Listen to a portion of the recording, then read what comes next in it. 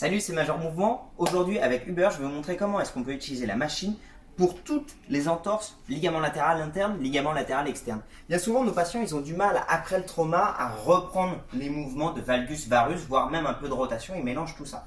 L'intérêt avec cette machine, c'est exactement comme pour l'entorse de cheville. On va passer d'abord sur la mobilisation, puis après sur du travail contre-résistance et après du travail saut, réception, proprioception. Vous avez donc l'intégrale du panel, c'est beau ça, l'intégrale du panel des possibilités de rééducation de l'entorse de cheville et de genou directement dessus. Donc soit votre patient il vient juste d'arriver, il est encore un petit peu algique, mais il supporte le fait d'être un peu mis en contrainte.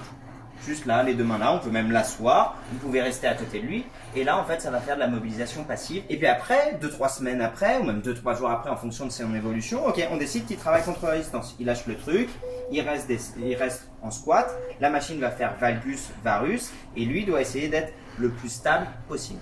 Et encore une fois, en fonction de son évolution, après on peut passer sur des phases de réception, d'appui. L'intérêt c'est que le plateau fait des mouvements de manière complètement aléatoire. L'autre intérêt c'est comme vous le voyez, il y a un suivi du centre de gravité pour voir en fait, si jamais il décide de regarder l'écran, parce que là c'est vous que je regardais, la vitesse de réaction et de contraction musculaire et de réponse à un déséquilibre moteur. Voilà, je crois que je viens de vous résumer l'intégralité de la rééducation de genou. Comment vous faites vous les jobs? Ah oui, vous droppez le mic comme ça. Je drop le mic.